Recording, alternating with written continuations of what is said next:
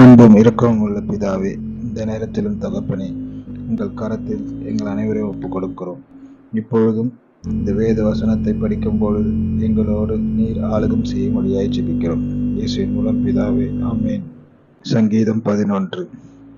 நான் கர்த்தரை நம்பியிருக்கிறேன், பின்னை ஏன் நீங்கள் என் ஆத்துமாவை நோக்கி பச்சையைப் போல உன் மலைக்கு பறந்து போ என்று சொல்கிறீர்கள்?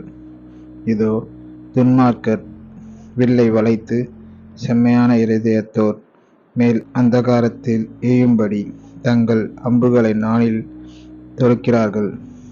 அஸ்திபாரங்கள் நிர்மூலமாகிறதே, நீதிமான் என் செய்வான்?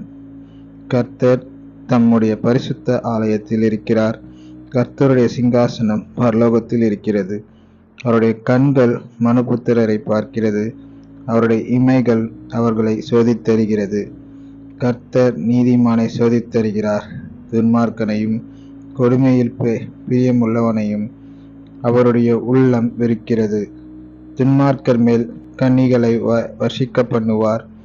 அக்கினியும் கந்தகமும் கடுங்கோட்டை கொந்தளிப்பும் அவர்கள் குடிக்கும் பாத்திரத்தின் பங்கு. கர்த்தர் நீதியுள்ளவர், நீதியின் மேல் பிரியப்படுவார். அவருடைய முகம் செம்மையானவனை நோக்கி இருக்கிறது என்பதே. ஆமேன். பரலோக பிதாவே, இப்பொழுதும் நாங்கள் படித்த இந்த வேத வசனத்தை ஆசீர்வதித்து தாங்க. இதை கேட்கிற ஒவ்வொரு மனதிலும் நீர் சமாதானத்தை உண்டு பண்ணும்படியாய் ஜெபிக்கிறோம். இயேசுவின் மூலம் பிதாவே, ஆமேன்.